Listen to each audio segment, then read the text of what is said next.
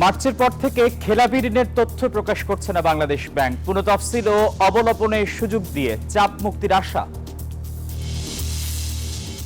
মূল্যস্ফীতি এখনো সন্তোষজনক নয়। পিআরআই সেমিনারে বক্তারা ব্যাংক ঋণের সুদের হার যৌক্তিক পর্যায়ে নামিয়ে আনার পরামর্শ। এবং অবৈধ হ্যান্ডসেট বন্ধ হচ্ছে। বিটিআরসির তত্ত্বাবধানে এনইআইআর উদ্বোধন 16 ডিসেম্বর। নিবন্ধিত হবে দেশের সব মোবাইল ফোন।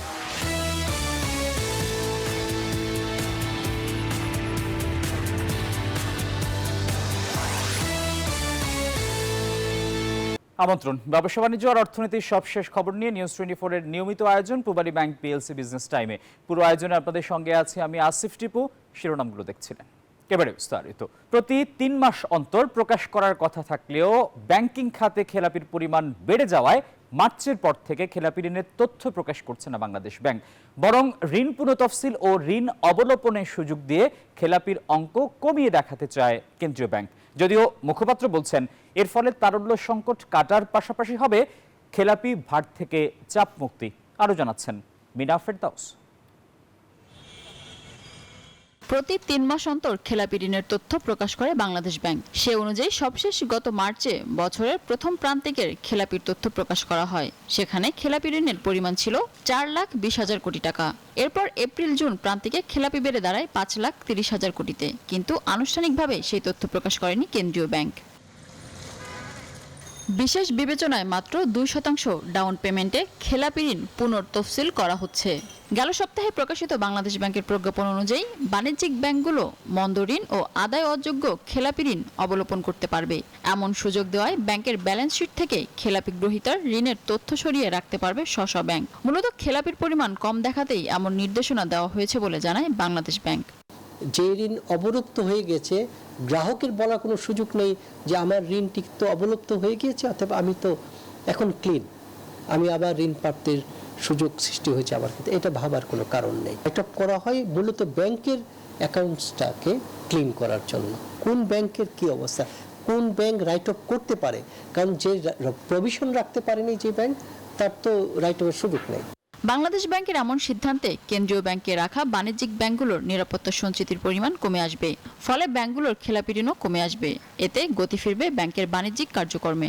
ব্যাংকগুলো দুর্বল হয়ে যাচ্ছে, ব্যাংকের প্রফিটেবিলিটি হচ্ছে না, ব্যাংকে প্রভিশন ঘাটতি হচ্ছে, ব্যাংকের ক্যাপিটাল শর্টফল হচ্ছে। এতে করে কি হচ্ছে, বাংলাদেশের অর্থনীতিতে ব্যাংক থেকে আর বিনিয়োগ করা যাচ্ছে না, বিনিয়োগ সিদ্ধান্ত গ্রহণ করা যাচ্ছে না। কারণ হচ্ছে যে খেলাপি ঋণ কমে আসলে ব্যাংকে তার স্ট্যান্ড ফিরে পাবে, ব্যাংক শক্তিশালী হবে এবং সেই খেলাপির টাকা দিয়েই তো আবার বিনিয়োগ করা হবে অর্থনীতির টাকা আবার ঘোরানো হবে।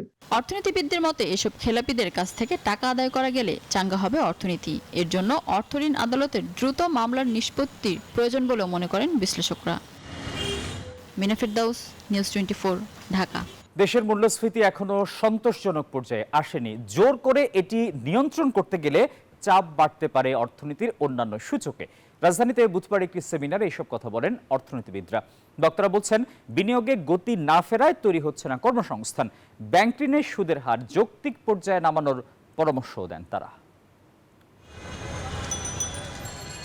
ব্যাংকিং খাতের দুর্বলতা, জাতীয় নির্বাচনের আগে রাজনৈতিক অনিশ্চয়তা, প্রত্যাশার তুলনায় ধীর গতিতে মূল্যস্ফীতি হ্রাস, জ্বালানি সরবরাহে সীমাবদ্ধতা এবং বিনিয়োগ স্থবিরতা সহ নানামুখী চ্যালেঞ্জে দেশের অর্থনীতি। এমন বাস্তবতায় রাজধানীতে পলিসি রিসার্চ ইনস্টিটিউট পিআরআই এর মান্থলি ম্যাক্রো ইকোনমিক ইনসাইট প্রতিবেদনে উঠে আসে দেশের অর্থনীতি, মূল্যস্ফীতি, সুদ হার ও বিনিয়োগ পরিস্থিতির চিত্র। অর্থনীতির নানা সংকটের কথা তুলে ধরেন বক্তারা। বলেন রাজনৈতিক অনিশ্চয়তা দূর না হলে শঙ্কা কাটবে না বিনিয়োগকারীদের।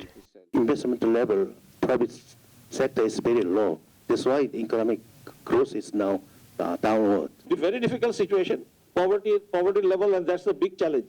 Next biggest challenge will be there. How do, without the taxes coming up, without the revenue there, how do you handle it? PRI chairman বলেন জোর করে মূল্যস্ফীতি কমাতে গেলে চাপ বাড়তে পারে অর্থনীতির অন্যান্য সূচকে। Controlling inflation has costs. এবং আমেরিকার যেটা পল ওয়ালকার যে মানে ইনফ্লেশন একেবারে 2% নামিয়ে এনেছিল, রিসেশন করে দিয়ে তারপরে মানে ইকোনমিকে একেবারে কন্ট্রোল করে দিয়ে তারপরে ইনফ্লেশন কন্ট্রোল করছে।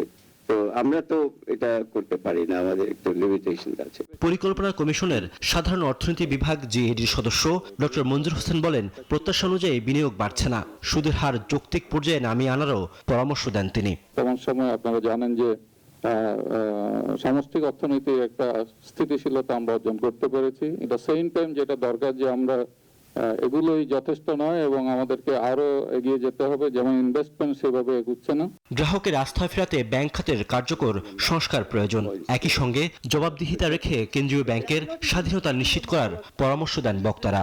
আগে জবাবদিহিতা তৈরি হয়, সেই জায়গাগুলো কিন্তু এনশিওর করতে হবে। রিয়াদ সুমন, নিউজ 24, ঢাকা। দেশের বাজারে আরেক দফা কমলো স্বর্ণের দাম। এবার ভরিতে 10,474 টাকা কমিয়ে 22 ক্যারেটের এক ভরি স্বর্ণের দাম 1,93,809 টাকা নির্ধারণ করেছে বাংলাদেশ জুয়েলার্স অ্যাসোসিয়েশন বাজুস। মঙ্গলবার রাতে বিজ্ঞপ্তিতে এই তথ্য জানানো হয়। বলা হয়, বুধবার থেকেই নতুন এই দাম কার্যকর হবে। স্থানীয় বাজারে তেজাবি স্বর্ণের দাম কমায় সার্বিক পরিস্থিতি বিবেচনায় স্বর্ণের নতুন দাম নির্ধারণ করা হয়েছে। নতুন দাম অনুযায়ী দেশের বাজারে প্রতি ভরি 22 ক্যারেটের স্বর্ণের দাম 1,93,809 টাকা। এছাড়া 21 ক্যারেটের প্রতি ভরি 1,85,003 টাকা, 18 ক্যারেটের প্রতি ভরি 1,58,572 টাকা এবং সনাতন পদ্ধতির প্রতি ভরি স্বর্ণের দাম 1,31,628 টাকা নির্ধারণ করা হয়েছে। আগামী 16 ডিসেম্বর দেশে অবৈধ হ্যান্ডসেট বন্ধে বিটিআরসির তত্ত্বাবধানে ন্যাশনাল ইকুইপমেন্ট আইডেন্টিটি রেজিস্টার উদ্বোধন করা হবে, যেখানে দেশের সব মোবাইল সেট নিবন্ধিত হয়ে যাবে। বুধবার আগারগাঁওয়ে সংবাদ সম্মেলনে ঘোষণা দেন প্রধান উপদেষ্টা ডাক, টেলিযোগাযোগ ও তথ্য প্রযুক্তি মন্ত্রণালয়ের বিশেষ সহকারী ফয়েজ আহমদ তৈয়ব। বিটিআরসির চেয়ারম্যান এমদাদুল বারী বলেন, এনইআইআর এর মাধ্যমে অবৈধভাবে আমদানি করা বা চুরি হওয়া মোবাইল ফোন নেটওয়ার্ক থেকে বিচ্ছিন্ন করা হবে। এ সময় ফয়েজ আহমেদ তৈয়ব আরও বলেন, এটি বাস্তবায়নের মধ্য দিয়ে নিরাপত্তা নিশ্চিত করার পাশাপাশি সরাসরি সরকারি রাজস্বেও যোগ হবে বিপুল অর্থ। আমরা আজ ঘোষণা করছি national equipment identity register NEIR সিস্টেমের আনুষ্ঠানিক উদ্বোধন, যা আগামী 16 ডিসেম্বর বাংলাদেশের বিজয় দিবসে 2025 সালে উদ্বোধন হবে। দেশে সারের কোনো সংকট নেই, অন্তর্বর্তী সরকার দামও বাড়াবে না, জানিয়েছেন কৃষি উপদেষ্টা জাহাঙ্গীর আলম চৌধুরী। বুধবার বিকেলে সচিবালয়ে কৃষি মন্ত্রণালয়ের বার্ষিক উন্নয়ন কর্মসূচি সংক্রান্ত বৈঠক শেষে একথা জানান তিনি। কোনো সংকট নাই এবং সার আমাদের সাফিসিয়েন্ট সার রয়ে গেছে এবং ভবিষ্যতে আমরা যতদিন আছি আল্লাহ দিলে সারের কোনো সংকট হবে না কৃষকের কাছে এবং সারের কোনো দামও বাড়বে না। আর আমরা একটা এখানে খামারি অ্যাপ একটা করেছি, ওই খামারিরা ওই অ্যাপটা দিলে ওই এলাকা ওই জমিতে কি ফসলটা সবচেয়ে ভালো হবে তাই করতে পারবে, প্লাস আর কি পরিমাণ সার লাগবে ওইটাও তারা নিরূপণ করতে পারবে। তরুণ প্রজন্মের ভূমিকা এখন জাতির ভবিষ্যৎ গঠনে অত্যন্ত গুরুত্বপূর্ণ। নিজেদের যোগ্য সচেতন নাগরিক হিসেবে গড়ে তোলার পাশাপাশি দেশ গঠনের দায়িত্ব নিতে হবে। এসব কথা বলেছেন পরিকল্পনা উপদেষ্টা ওয়াহিদুদ্দিন মাহমুদ। বুধবার power and participation research centre আয়োজিত এক আলোচনায় অংশ নেন তিনি। বলেন, বাংলাদেশের পরিবর্তনের মূল চালিকা শক্তি তরুণরা। আয়োজনে পিপিআরসির নির্বাহী চেয়ারম্যান হোসেন জিল্লুর রহমান বলেন, গণ আন্দোলনের পর ঐতিহাসিক রাজনৈতিক সন্ধিক্ষণে দাঁড়িয়ে আছে বাংলাদেশ। চেষ্টা করি এখনো তরুণদেরকে বুঝতে, তার কারণ বিশেষভাবে যে দায়িত্ব এখন আছি এখানে তরুণদেরকে তাদের আশা আকাঙ্ক্ষাকে বোঝা অত্যন্ত জরুরি। তরুণদেরকে কিন্তু বাংলাদেশকে গড়ে তুলতে হবে, তারা নিজেদেরকে গড়ে তুলতে হবে, সেই সাথে বাংলাদেশকে গড়ে তুলতে হবে। অক্টোবর মাস সাইবার সিকিউরিটির মাস। এই উপলক্ষে ICT division presents cyber security and social awareness event powered by Amber সফলভাবে অনুষ্ঠিত হয়েছে। এই আয়োজনের মূল উদ্দেশ্য ছিল বর্তমান ডিজিটাল যুগে শিক্ষার্থীদের মাঝে সাইবার নিরাপত্তা ও সামাজিক সচেতনতা বৃদ্ধি করা এবং মৌলিক সাইবার ট্রেনিং প্রদান করা। ইভেন্টের আয়োজন করে ক্যারিয়ার প্রো বিডি, সহযোগিতা ছিল এআইইউবি কম্পিউটার ক্লাব ও ওসা এআইইউবি। এছাড়া ইউনিক গ্লোবাল এবং আহমেদ ফুড ইভেন্ট পার্টনার হিসেবে যুক্ত ছিল। বিশেষ অতিথি ছিলেন project director Manzur Mohammad Shahriar, VC professor doctor Saiful Islam. অতিথি বক্তা ছিলেন লায়লা নাজনীন। রাজশাহীর মাহালি সম্প্রদায়ের ভাষা সংরক্ষণে আইইউবি প্রকাশ করল গবেষণা গ্রন্থ মাহালি ভয়েসেস। বুধবার আইইউবির ডিএমকে লেকচার গ্যালারিতে মড়ক উন্মোচন করা হয় এই বইয়ের। এতে মাহালি বাংলা এবং ইংরেজি ভাষায় সংকলিত হয়েছে রাজশাহী অঞ্চলের মাহালি সম্প্রদায়ের 30 লোককাহিনী এবং 24টি কবিতা। বইটির রচয়িতা আইইউবির ইংলিশ অ্যান্ড মডার্ন ল্যাঙ্গুয়েজেস বিভাগের শিক্ষক তৌহিদ বিন মুজাফফর, সহরচিতা লেখক ও গবেষক হারুনুজ্জামান এবং মাহালি সম্প্রদায়ের সদস্য সন্তোষ হেমব্রম বইটি প্রকাশ করেছে অ্যাডনন পাবলিকেশন। মোড়ক উন্মোচন অনুষ্ঠানটির আয়োজন করে আইইউবির সাশিন সেন্টার ফর মাল্টিলিঙ্গুয়াল এক্সিলেন্স এবং department of English and modern languages. অস্থিতিশীল অবস্থা কাটছে না হিমায়িত চিংড়ি রপ্তানিতে। কখনো হঠাৎ করে রপ্তানি ঊর্ধ্বমুখী, আবার পরের অর্থ বছরে তা তলানিতে ঠেকছে। মৎস্য কর্মকর্তারা বলছেন, বহির্বিশ্বে যুদ্ধ পরিস্থিতির স্থিতাবস্থা এবং বাগদা গলদার চাহিদা বৃদ্ধি পাওয়ায় গত কয়েক বছরে সংকট কাটিয়ে ওঠা সম্ভব হয়েছে। তবে রপ্তানিকারকদের মতে চিংড়ি উৎপাদনে ও প্রক্রিয়াজাতকরণে ধারাবাহিক স্থিতিশীল অবস্থা না থাকায় রপ্তানিতে উত্থান পতন ঘটছে। খুলনা থেকে মাকসুদ রহমানের তথ্য ছবিতে ডেস্ক রিপোর্ট। হিমায়িত চিংড়ি রপ্তানিতে ধারাবাহিকতা থাকছে না। মৎস্য পরিদর্শন ও মান নিয়ন্ত্রণ দপ্তরের তথ্য অনুযায়ী 2021-22 অর্থ বছরে খুলনা অঞ্চলের হিমায়িত চিংড়ির সর্বোচ্চ রপ্তানি হয় 24,104 মেট্রিক টন, যার বাজার মূল্য ছিল 3,746 কোটি টাকা। এরপর 2022-23 ও 23-24 অর্থ বছরে রপ্তানিতে ধস নামে। আবার 2024-25 অর্থ বছরে সে ধাক্কা কাটিয়ে ইতিবাচক ধারায় ফেরে চিংড়ি রপ্তানি। চলতি অর্থ বছরে রপ্তানি হয় 19,436 মেট্রিক টন, যার বাজার মূল্য 2,531 কোটি টাকা। বহির্বিশ্বে স্থিতিশীলতা ও চিংড়ির চাহিদা বাড়ায় রপ্তানি ইতিবাচক ধারায় ফিরেছে বলে জানান মৎস্য কর্মকর্তারা।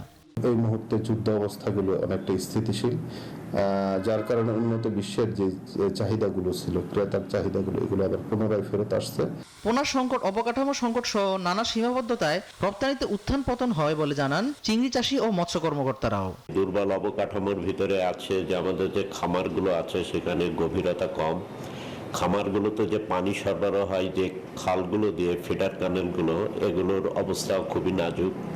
পাশাপাশি সেকেন্ড যে প্রবলেম সেটি হচ্ছে যে গুণগত মানসম্পন্ন চিংড়ির পোনার অভাব।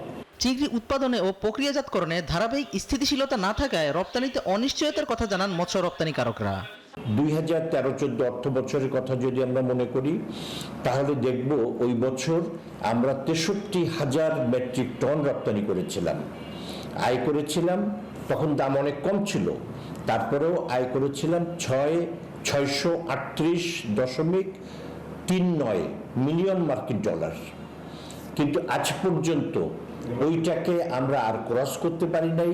চিংড়ি রপ্তানিতে স্থিতিশীলতা ফেরাতে সংকট চিহ্নিত করে সমাধানের দাবি জানিয়েছেন সংশ্লিষ্টরা। Desk report, news 24। উইকিপিডিয়ার বিকল্প হিসেবে এবার মার্কিন ধনকুবের ইলন মাস্ক চালু করলেন তার নিজস্ব তথ্য ভান্ডার গ্রোকিপিডিয়া। সম্পূর্ণ এআই চালিত এই প্ল্যাটফর্মের লক্ষ্য হলো সত্যনিষ্ঠ এবং পক্ষপাতহীন তথ্য সরবরাহ করা। তবে চালুর পরপরই আর্টিকেলগুলোর তথ্য নিয়ে বিতর্ক শুরু হয়েছে। বিশেষ করে ইলন মাস্ক এবং জর্জ ফ্লয়েডের মতো ব্যক্তিদের নিয়ে লেখা আর্টিকেলে উইকিপিডিয়ার চেয়ে সম্পূর্ণ ভিন্ন এবং বিতর্কিত তথ্য তুলে ধরা হয়েছে। মাস্কের এই উদ্যোগকে তথ্য ও মিডিয়া জগতে নিজস্ব প্রভাব তৈরির একটি নতুন প্রচেষ্টা হিসেবেই দেখা হচ্ছে। আর এই ছিল পূবালী ব্যাংক পিএলসি বিজনেস টাইমের এখনকার আয়োজন। এতক্ষণ আমাদের সঙ্গে থাকায় সবাইকে ধন্যবাদ।